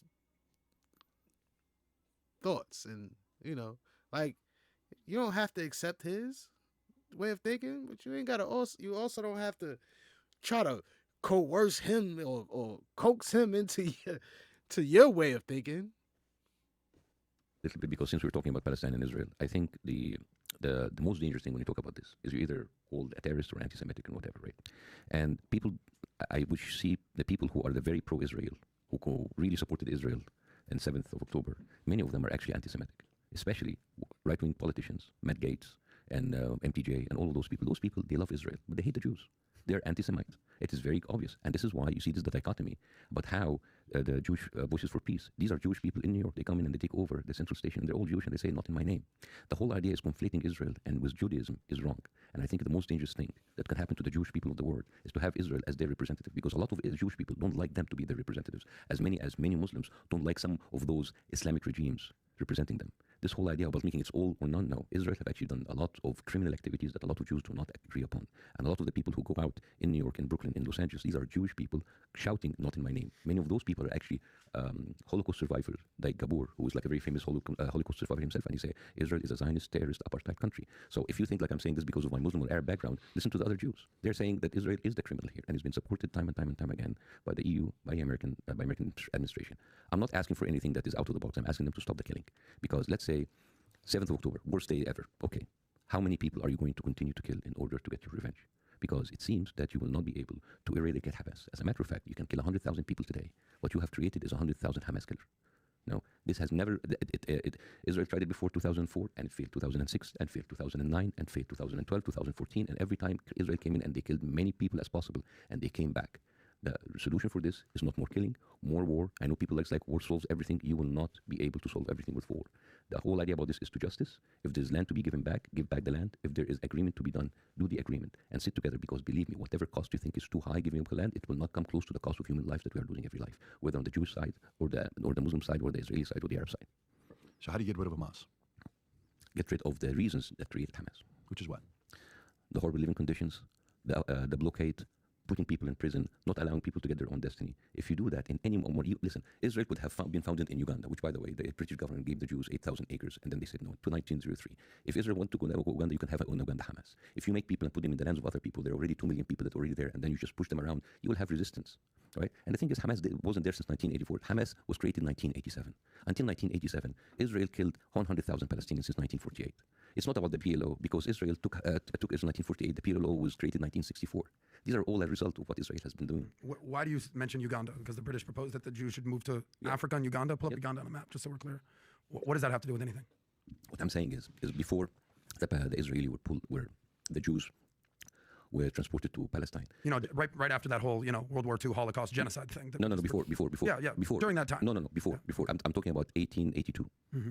When the Zionist movement started. Exactly, 1882. Gotcha. At that time, there were only 3% of Jews living in Palestine. Mm-hmm. And they were like different. They said Argentina, they said Chile, Madagascar, South Africa, and Uganda. In 1903, the British government offered the Jewish people about 80,000 acres in Uganda. Mm-hmm. And they said no. And the reason that they said no, so there was like a big, it's very interesting. There was a big conflict between the rabbis. I just think it's wild that you can just give a whole group of people somebody else's land. You can just say, hey, you know what? We took this land from these people over here. You can have it. You can live there. It's wild. Like, wow. And the secular Jewish movement. So the rabbis said that we cannot. The rabbis were the one who actually objected, said we cannot go to Palestine. It's like, what do you mean? It's the promised land. It's like, yes, it's the promised land when the real Jesus comes. So the secular said, well, maybe we should go to Palestine, and that will invite real Jesus to come. It was like a whole. By the way, this is all in Theodor Herzl memoirs. You can read about that. And even 1903, Theodor Herzl, in page 96 in the pamphlet for the Jewish state, he said, maybe The Jewish people should just get what they can. So what I'm saying is these were discussions in the end of the 19th century and the 20th century. And then there's like the movement that wanted to put the the Jewish people in Israel actually won. And it happened very, very, very, very slowly. By 1914, there were about 7% of Jewish people in Palestine. Now, when the Balfour Declaration happened, the only one who rejected the Balfour Declaration of like putting Jews in Palestine was a Jewish British businessman in the parliament. I said, like, those people are British people and we should not put them into another place. I'm just giving you the historical. You're giving us the history. I appreciate it. Yeah, I get yeah, it. But I doubt the Jews were like, yo, Uganda, let's do it. No, they wanted Israel. But what do you do? What do you do at this point? I'm sorry. I'll have to disagree with you, sir, because you have to understand many of those Jews, they came from pogroms from Ukraine and from Russia. Yeah. And then when they went to London, they were really treated bad and they were called the problem. We need the solution. This is why when Hitler came to power, he said we need the final solution. Of course. So you understand all of these problems happened between the Jews coming from Eastern Europe when they went to England and Western Europe. So basically, the British people didn't like them and they want to push them out. So by the way, I mean, we can joke about that, but seriously, the whole thing about Madagascar, South Africa, Chile, and Argentina, and Uganda, these were real discussions with real budgets. I'm very familiar with the Zionist movement. And then at a certain time, so 1914, 7%, and then the Balfour Declaration, and then the First World War, nothing happened. Second World War with the Nazis were like killing everybody, and then they started to go in mass in Palestine. But are you sensing a common theme here? They go to a country, they have success, let's kill them. They go to a country, they have success, let's kill them. They started in Egypt, they went to Spain, they went to Morocco, they went to Europe, they went to Poland and Russia. Can I speak? This is not accurate. Of course this is accurate. Sir, this is not accurate. What's not accurate of what I just said? The whole reason that I say that is that they've been running around the entire world. Sir, it's called the Jewish diaspora. I'm speaking, I'll let you speak. You can speak for a half hour. I'm asking you a 2-minute question.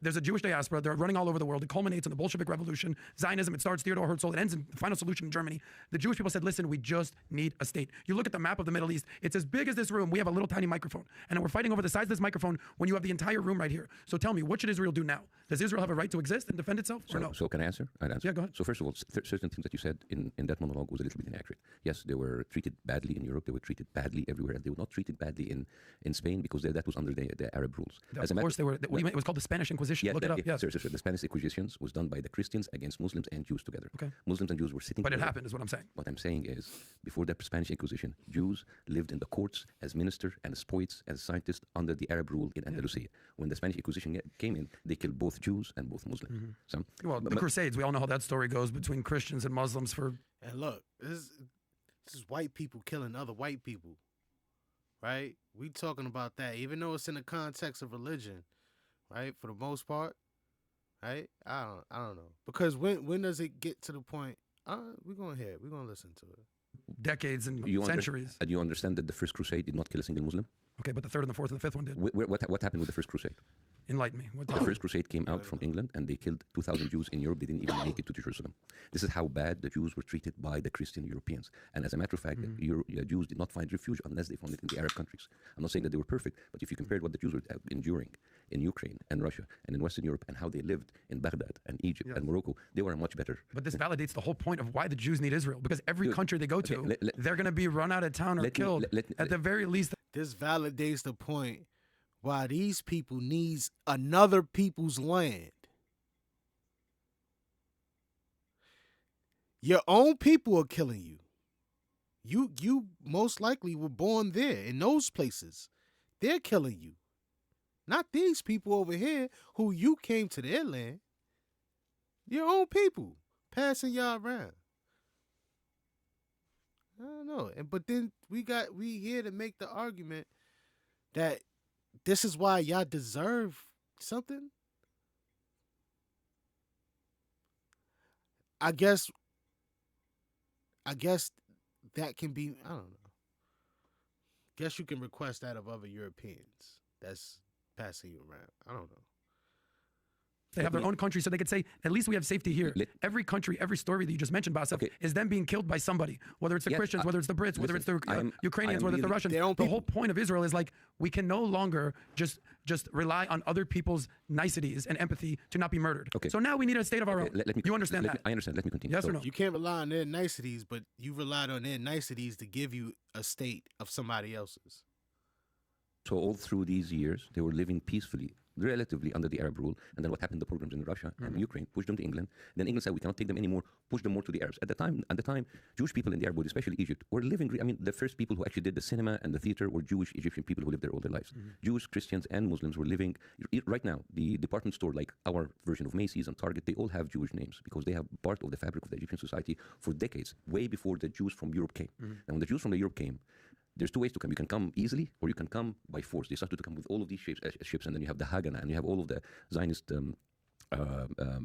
gangs who started to come into Palestine, and they were like 1.5 million Palestinians that you cannot erase.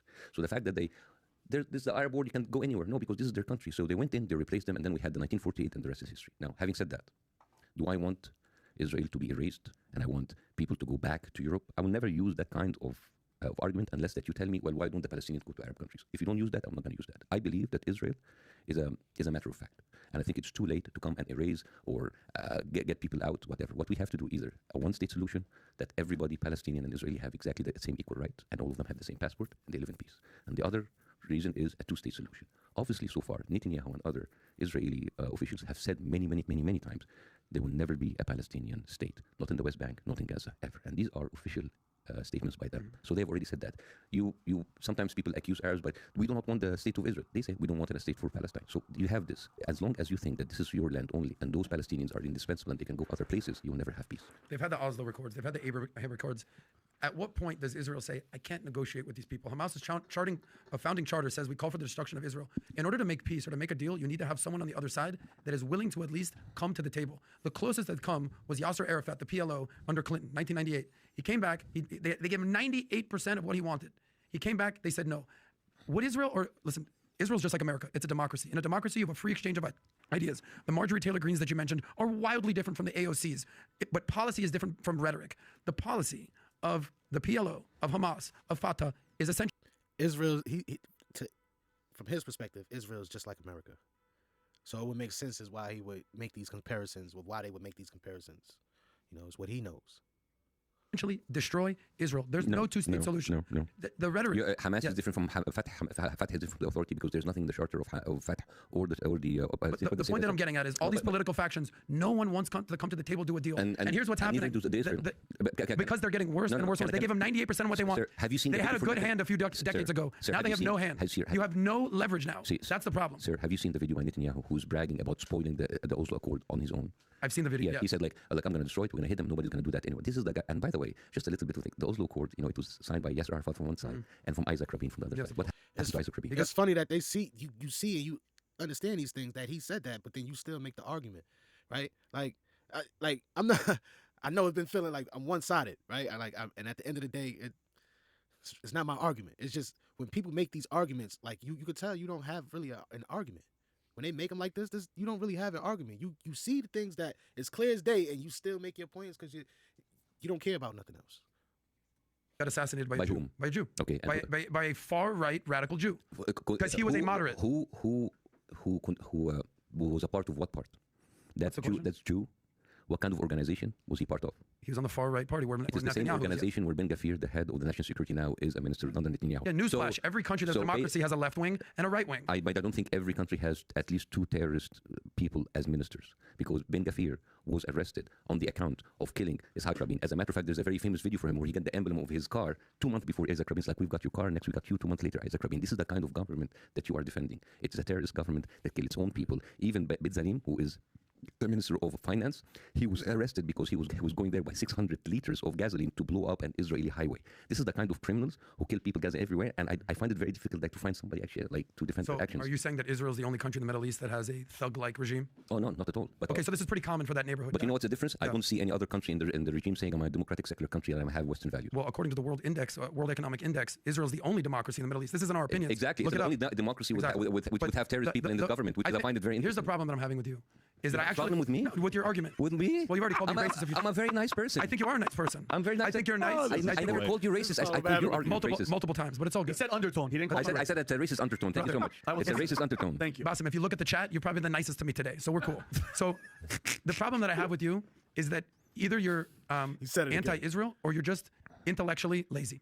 Hear me out. And then he insults every him. problem. That's a very nice Yes, insult. Thank you very much. It's insulting me very softly. I am, because I believe in having discussion and being forthright rather than when you leave, I'll be like, fuck that guy. I actually think you're a smart guy. I actually think you know your stuff. You're just so fixated that Israel's the problem. The problem in the Middle East, like I said, follow the money.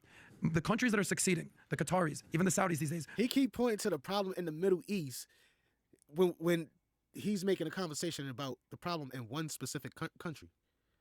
He has to implicate all these other people into somebody else's conflict because they having these conflicts. It's the region, and so that gives these people the right to act how they act because they're in this particular region. No, like we talking in this, man. They're coming into the modern world. They're leaving the 6th century mentality behind and say, let's get into the 21st century. Insulting people. You're insulting people. You're sitting there saying that these people don't live in today's world because they don't live how you live. That's insulting. Don't do that. Like, that's wrong. Where they need to succeed, in whether it's Gaza or whether it's Lebanon or whether it's Syria or whether Afghanistan, they need to focus on GDP, not GDT. Gross domestic product, not gross domestic terrorism. Insulting people. Like, why do you need to insult people? The man was making a conversation about a particular place. Now you just wrap in a whole group of other people that is not related to this thing going on right now. Right? As much as you want to point the fingers at other people, the people within the conflict directly, you're not addressing. And the problem is they're obsessed. Put the guns down. Put the Quran down. Actually start living. Insulting people. Why would you insult their religion? Like, why? Why is that necessary? By the words that the Quran says, not some false equivalent of what they think is actually going on there. You talk about the genocide in Israel or in Gaza as if it's just a matter of fact. Well, let me show some stats for you, because after you see these stats, Israel's the worst genociders ever. The numbers, according to the world data, if you trust data, between 1990 and 2022, the Palestinian population overall went from 2 million to 5 million, okay? Pretty bad at genocide if that's what's happening right there. In Gaza, it went from 645,000 to 2.1 million. It's 3x. That ain't genocide to me. Now, to 20,000 people, 30,000 people needlessly killed during this bullshit war that was started by Hamas, is that horrible? 1,000,000%. And any Jew or any Israeli Give me that number again. 600,000 to what? 645,000 to 2.1 million. From what? That's From in Gaza. when to where? This is in 1990 to 2022. Do you know Pull it why up. they increased? Because they're having babies like crazy. No. You see, this is how like when you watch data, while being uninformed makes you look very stupid. Tell me why. Tell me how the population has gone from 2 million to 5 million. Yeah, because most of the 1.5 extra million didn't come from Gaza. They were pushed away from other parts of Israel. So most of these people, they have increased because of refugees No, being kicked out. if you're talking about the settlers, those are tens of thousands. I'm Stop talking it. about Those aren't Gaza. millions of people Listen, my moving wife's houses. family is not from Gaza, and yet they found themselves in Gaza because they were sitting in other cities and villages outside Gaza. This is the systemic pushing of people from other parts of Israel, pushing them That's to not Gaza. millions of people. This is why I said that you're 1.5 intellectually million. dishonest No, or intellectually lazy. no. That's not the cause. Look, insulting them. You said from 99 to that's like what 24, 25 years for them to move people. I'm not saying that's what they did. I don't know, but to then say he's intellectually lazy and all of that because you found some numbers that fit your argument. Of millions of people being moved. sorry. I'm familiar with the settler stuff and the disengagement in 2006. You don't know what you're talking about. These are people that millions were of outside. people. What? Okay. The people who belong to Gaza are 700,000 people. Right now, Gaza is 2.2 million. That is not birth rate, my friend. These are people pushed from, and by the way, that's not the first time. 1948, at the night of the declaration of the State of Israel, 1.5 million Palestinians were moved overnight. So it's not the first thing. So before you giving me numbers, you want to appear smart, know what are behind the numbers, because these are not people that give in babies. Okay. These are people being pushed from other places in order to be part of the open air prison that it is. Okay, so if you want to fact check me, let me fact check you. Anytime that there's numbers increasing, Basif, going from 650, 450, whatever you want to call it, to 2 million, however it happens, that's the exact opposite of a genocide. So the whole genocide, the whole open air prison are talking points. Are talking points of BS. No, and this is why I said you're intellectually lazy, or you just hate Israel. Basically, this whole thing about you hate Israel and hate Islam, this is a very lazy way to talk to people. It's kind of like your thing. What did I tell you that is so lazy? What did I tell you like you're fucking racist? Because you've already said that multiple times. No, I didn't say. You said that multiple I said times. your undertone is racist. No, that's not. So not me, but what's going on inside of me. And some like the way that you analyze numbers is very lazy because again, really, when I actually use stats and data from the most credible sources, that's lazy. These are numbers that were outside of Gaza. You've said no stats. You give a fucking opinion the whole time. It's like saying that California has increased triple, or the size like people in Texas increased because of birth rate. To be honest, he didn't hear stats the whole time. Boston was talking. The other dude was in his phone. He was looking down and all that. He wasn't really paying attention. They increased because people from California started moving voluntarily. You have pushed 1.5 million people outside of Gaza, inside of Gaza, in a matter of 12 years, and that's why the number has inflated. It's not because they were giving birth rate. So then where's the genocide? They were evacuated. Where's this alleged genocide? That's happening right now under your eyes. So as of 3 months ago, there was no genocide. So it's just a new. Well, we didn't actually use the word genocide before 3 months ago. Okay, but you've been calling for the river for the sea. We didn't use it for decades. Well, also Israel have a lot of maps that is putting in the greater Israel from the Nile and the Euphrates. That's genocide for 5 countries there. And this is not by people in the street or people on YouTube. These are ministers. These are officials in the official government of Netanyahu. So if you have someone, an Arab president, like the Egyptian president or the Jordanian king, tell you from the river and the sea, it's like, oh, it's the Arab authorities. You are basically comparing people on Facebook and the official viewpoint of the Israeli government. You're basically comparing apples to oranges. It doesn't make any sense. You're basically comparing activists with people with power, with money, and with weapons. So I don't know how come you're comparing. So them. what's your solution? Because you got all these answers and you have no solutions. What's your solution? Justice. Stop killing people and give them back their land. That's it. Okay. And giving them back the land, it's going to be a much more complicated thing. Who's going to lead your negotiations? Mahmoud Abbas, 88 years old? I have no idea, man. I have no idea. Yeah, that's the point. You don't have an idea. Why is he making it his plight though? Like what? He making it his thing. Like he's the man that's gonna go there and talk to these people and all of that. Like who's your champion? Like I don't know. Yeah. Well, when I say I have no idea, I'm being humble because there's a million people who can do it, but like I'm not a politician, I'm a comedian. I come here to tell some of my opinions, but the thing is you want to put me, and you use that and you give me, I'm sorry to say, butchered political information and numbers that doesn't say stats anything. are really butchered political. Yeah. But it's interesting how you have all the solutions for Israel, but you have no solutions for Gaza or Hamas. Very interesting. Very interesting how you can critique everything that's going on in Israel. Yes, they do have some things they need to rectify, just like the United States, just like any democracy. You've got all the answers there, boss. When I said, what do they do over here in Gaza? What do they do? I have no idea. I'm just a comedian. Don't listen to me. So which one is it? You either know your shit or you're actually... So what was your question? What's the solution for what's the Israel? solution I said, for take Gaza? back the land. For Gaza, how about you stop the killing and then we can Okay, talk. so let's say we do that. Okay. So here's what I believe. I think we need to demilitarize Gaza. We need to de-radicalize because they're the leading... How are you going to de-radicalize? How do you do Well, that? maybe let's stop summer schools where they teach about jihad and they start playing football and soccer. How about the religious schools in Israel that actually tell people that we should kill all Arabs? And these Well, you know all those Jews that are running around bombing everywhere around the world? No, it doesn't fucking exist. Oh, it's really? only in Islam. Oh, really? But what about the Jews killing? Look at the anger. Like look at the anger. And again, here you go conflating. Like you gotta take it outside of the space that you're in. The Palestinians inside. I'm talking about around the world. If I said there was we're bad people. We're bad people. No, take us out. that's not what I'm saying. No, we're very. What I'm saying is they need to. Religion. We are a terrorist religion. Take it out. You said it. Your Let's words. do it. You said it. Your words. Yeah. Your words. Let's do it. Like he agreed. Yeah, you said it. Your words though. You said it. Like, your words. This is like you have They a have really no interesting argument. outlook for There's no people who look like me. argument. You look at me and I'm Muslim, and you have all of these assumptions about me being a terrorist. While Islam is not a terrorist. You said the word. I didn't say the You know what's words. the difference between You said Islam the and words. terrorists? They go on like some rogue groups and they kill and they do shitty stuff. But you have like a whole country with a whole military arsenal who is committing terrorism every single day. Back to There it is. There's your Israel talking. Yeah, I'm gonna talk it. That's my opinion. That's my opinion. Totally That's cool. my opinion. Totally cool. It's all good. But you're trying to tell me that Islam doesn't have a terrorist problem? Islam, Muslims have a terrorist problem. Correct. It's like when you say Islam has a Muslim problem, when you say Judaism has a Muslim problem. Gosh, man. Why? Sorry, I'm not gonna stop it no more. It's almost done. Let me let it go. All right, a lot of Muslims are assholes and they're doing horrible stuff. And I do not feel the need to defend those people because those people don't represent me. The thing is, If Jews were running around all over the world blowing themselves up as suicide bombers, as a Jew, I'd be like, guys, what the fuck are we doing here? What are we doing here? Okay. This is accomplishing nothing. So but here's the reality. Jews aren't doing that, and Christians aren't doing that. Jews are not. Let me ask you a They're question. not doing that in Gaza. They're not doing that in the Everything you talk about is Gaza. I'm talking Yeah, about because the that's world. what's happening You're right now. so obsessed with this one topic. I am. I'm trying to Because my understand family the world. lives there. Okay, Because my family lives there. But my family's in Israel. Really? So only your family counts. My family doesn't count. No, okay, but like So your family's in Israel. His family's in Gaza, which is in Israel, and you want to continue to talk about the rest of the world when y'all both have. See, that's how you know there's no argument to be made. He doesn't really hold on to nothing. He's sinking, right? Because everything has been refuted and everything, and whether or not it's the truth of what Bassem is saying or not, right? He's the other guy's Adam. He's not making. I think that's his name. He's not making the arguments in a way to counter what Bassem is actually saying, and so he resorts to insults and claims of everybody else. To these one people are like everybody else in this group. We only talking about these particular group of people in this particular state in the region, but you got to include everybody else because your arguments have been refuted. And then this is the thing: we have people that when blacks are arguing their points, it's the same thing. Oh, but what about that? Oh, but what about them? It's the whataboutisms. What about them? Yeah, but what about? It's like why we always need to bring other people in when we're talking about this one particular thing. It's because you're losing the argument. And then instead of saying, you know what, all the points you're making is right, I need to re-examine or reevaluate someone, or maybe I need to go get some more information and come back to this conversation. You know what I'm saying? Instead of you doing that, you sit here and you do this. Right? It's bad. Did your family are living in an open air prison and being killed every day? The open air prison, the genocide. You see how you get some new talking points. Open air prison. Israel left Gaza in 2006. It didn't leave. It left and it put it under blockade. It's called a disengagement. Why do they have a blockade? Maybe because they're shooting missiles hundreds of times a day. Yeah, I'd pretty much put a country in a blockade if they were shooting missiles every single day. You cut them from the sea, cut them from the water. It's like, okay, go live. How do you do that? Let's move on from Israel because I know you're hyper obsessed with it. Why? I'm not hyper obsessed. You keep asking me about Israel. No, I ask you about the world, and I'm asking you about Christianity and Muslims and Judaism. You want to focus on Israel. Why can Muslims move to any Christian country they want, but Christians and Jews can move to 0 Muslim countries? Why is that?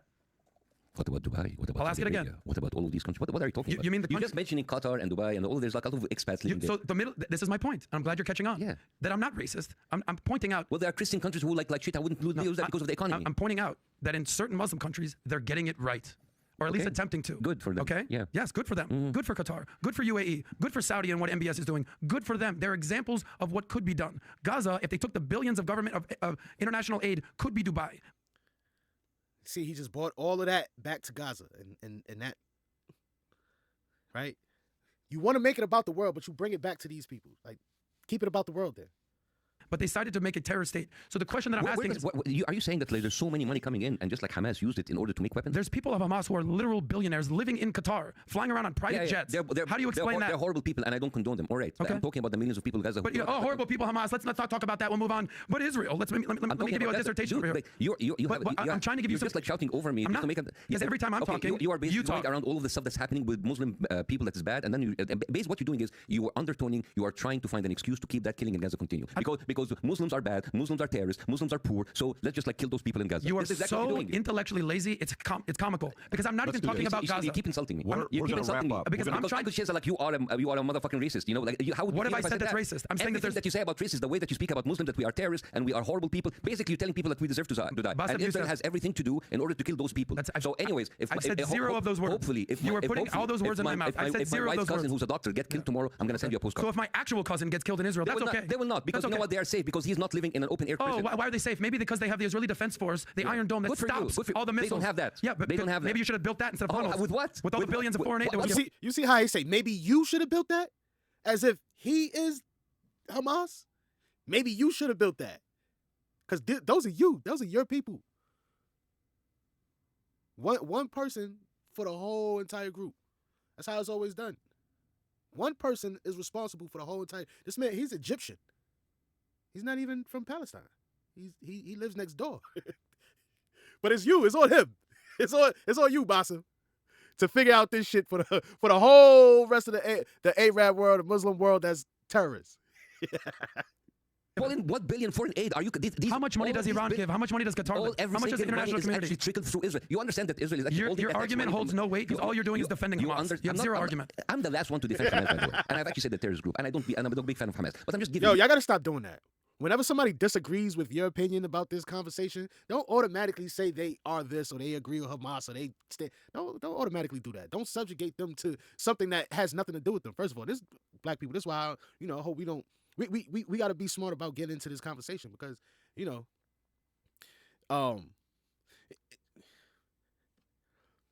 know. It's what they do. I'm gonna just leave it like that. You know what I'm saying? Because we know this is what they do, right? We have this we've been through this. We go through this all the time. So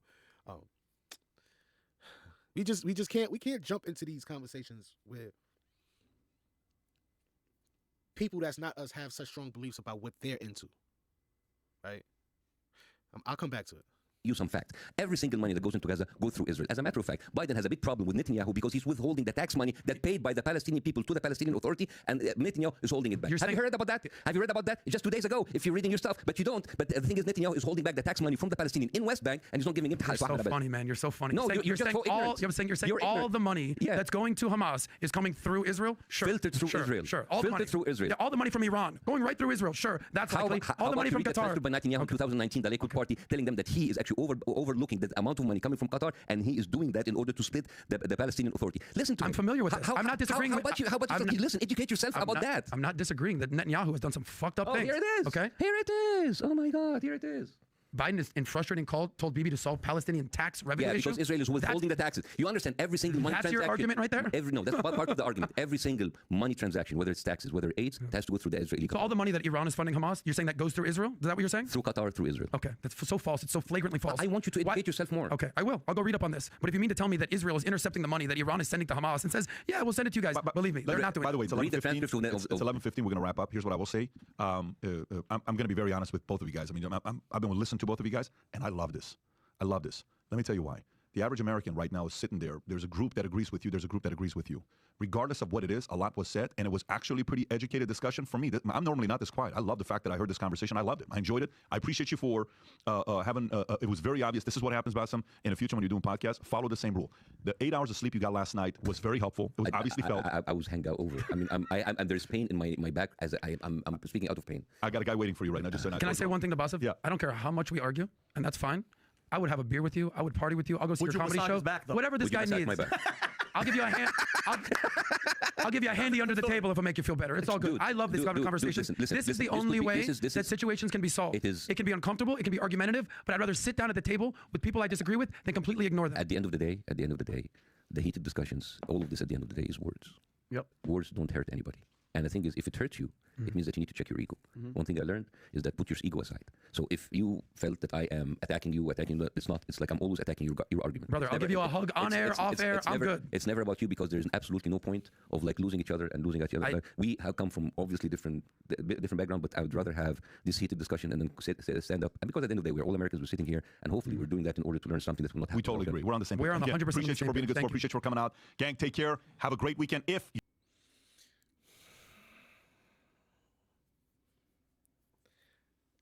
I mean, the man said he would perform a sexual favor for him. Why? Why? Because he need to go check his ego. That one hurt.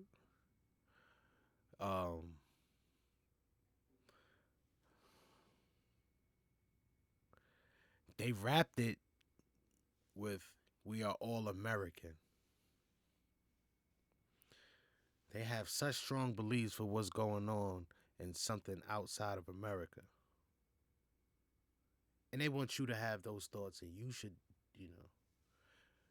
and I get America has such ties to Israel and everything. So I get it. But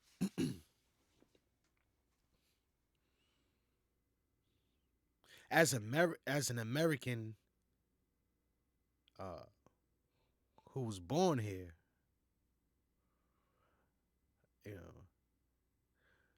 I wonder why we put so much energy into things like that in other places. I wonder why. It's like why do we have so much invested into that? Right? When we have so much to do for ourselves. Like all the work we still need to do as America. Why do we invest so much in other people's issues?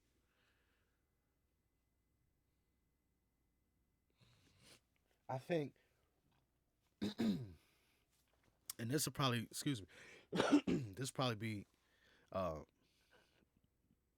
last and only thing I say about this whole thing here. Unless it comes to where it's directly affecting us, right? Like those words of, comparing terrorists, right? According to, with black people here in America, it's like, that's wild. And look, it's I don't know how people come to these thoughts. Right? Black people didn't take up, after being enslaved, didn't take up arms against this country. No other African black country came to the rescue or took up arms against America for what they were doing for slavery. And it's like, to constantly, like, and somebody else's problem. Your problem is not with black people. We're not fighting a war with you. You're fighting a war with Palestinians in your own home country, right? Your land. And you're fighting a war over there. Why are we invoked into that? Why are black youth in America a problem for Israelis in Israel?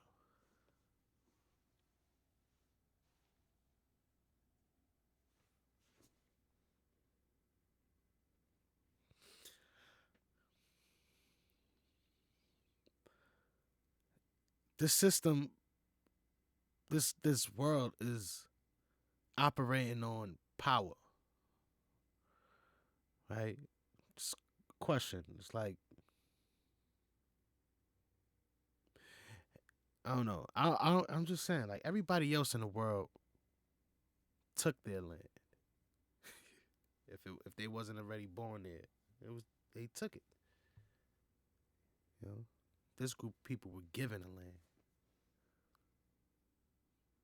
and then proceeded to do to these people that were already there what they went through.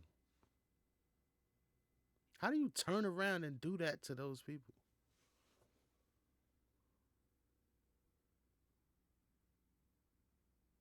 Right? And those people didn't do that to you. What happened to you in Germany was not done by these people.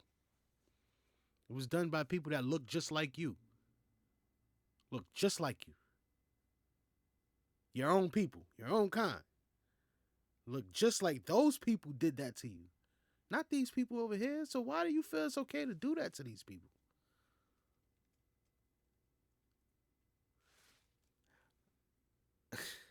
I'm going to always come at it from a peace standpoint because honestly, war solves nothing. It solves nothing. All it does is create more war. All it does is leave more people upset that want to do something back to you. All it does is create division, right?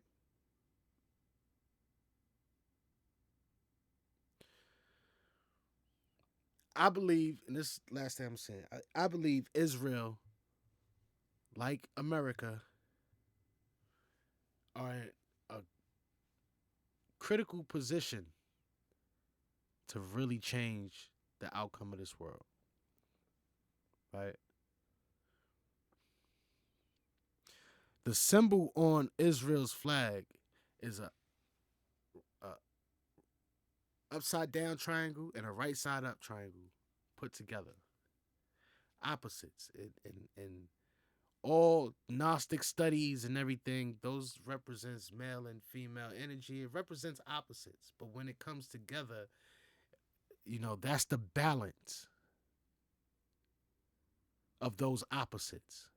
That's a harmonious state. It's wild to see that with that symbol that there's no harmony.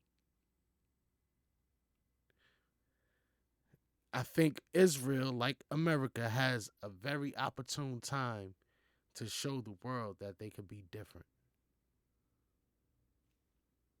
Look, I get it. Yeah, war. It's been that way, but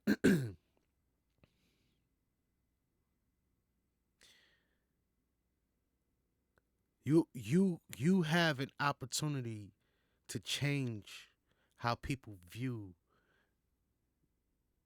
the relations between you over there, between Jewish and uh, Muslim, like, or just in that region. You have and it doesn't come with war, right? Balance will not come from killing each other. It's not going to come from that. You know, I-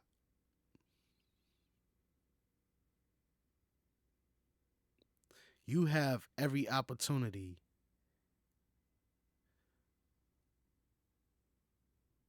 to make that space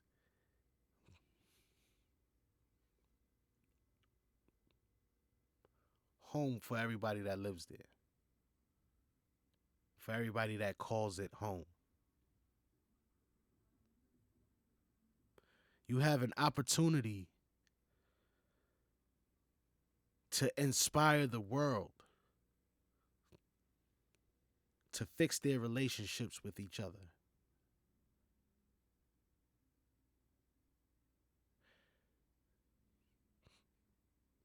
I understand that, you know,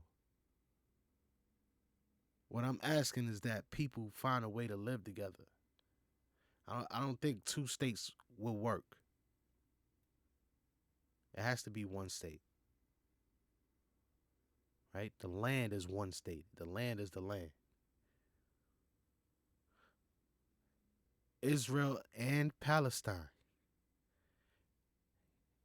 y'all have to figure out a way to do it together, and that will change the world. If the world can see that y'all can coexist and prosper, like how the one guy wanted, you know, he was given all the numbers. Yeah, this country and this country is doing great, and UAE and then Qatar and all of this. Israel, the government of Israel, has the greatest opportunity to really uh, put the tensions of that region like at ease. You get enough money from America, and then you do the shit that you choose you want to do anyway, right? We live in abundance. When we decide to hoard and hold things for you, that's when scarcity comes about. Because now some don't have while some have a lot or too much. And it's not even a lot of too much. They're taking from those who don't have so that they can have, because we live in abundance. There's enough here for us. There's enough here for us. For everyone in the world, there's enough here for us. Right? Israel has the opportunity, right? And understand, I'm saying Israel, right? I'm not saying, oh, we got to go back to Palestine. That's over. Like, it's not going to go back. It's not going to go back to Palestine. It's already a fact, like he said. Israel's a fact.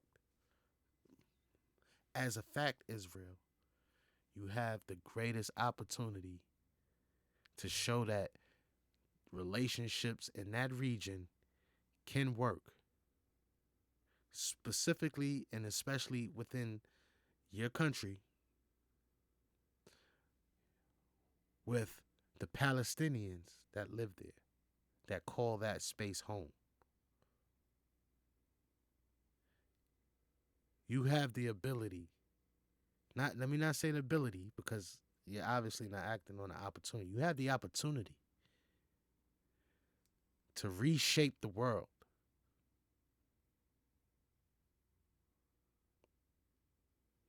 I get it. You want the whole space, like, but let's remember where you came from, where people, like, according to the arguments, people shitted on you all around the world. And now you have the position to do what you want to do. You're in power in your space. That was once someone else's space that was given to you. And instead of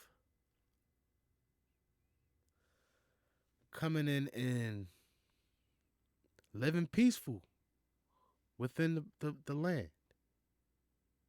the goal is to take more and more and more. To take.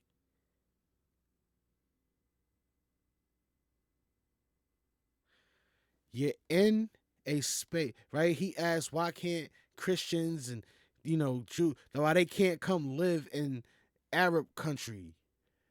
And maybe it's because all of the wars that these Christians and Jews have led.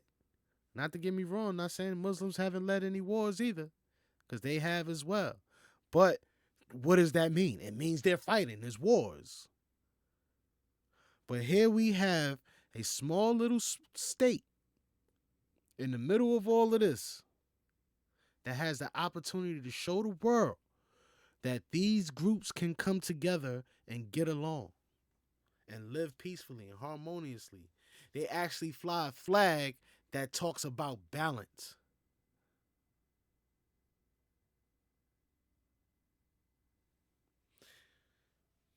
Those are my thoughts. You know, don't kill me for them. All right, but I think that if we're gonna operate, if we're gonna, um, I look at, I think outside the box. Like this is like a tragedy. What's going on over there? It's tragic. It's horrible. But out of this can come something very beautiful and very great for the world, right? The world can see balance if Israel and Palestine choose to. If these two um, people,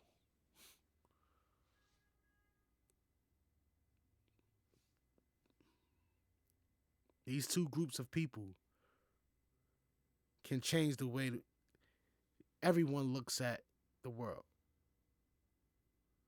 Like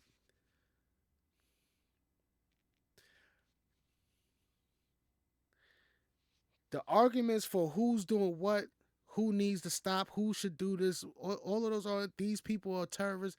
Those arguments are those arguments. My perspective, my perception, however it needs to get there, I'm not here to say what one person needs to do or another team needs to do. What I'm saying is that the both of those groups have an opportunity to show the world something different than what we've been used to. However it need to happen.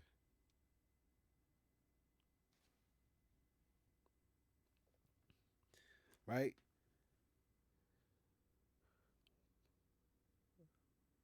We need to highlight more people having conversations in which they're agreeing on solutions that they can come to rather than an argument.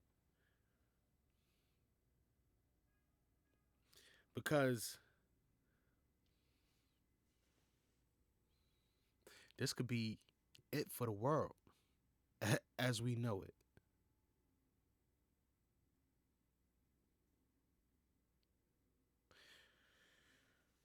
Those are my thoughts. Y'all tell me what you think. All my thinkers, blessings.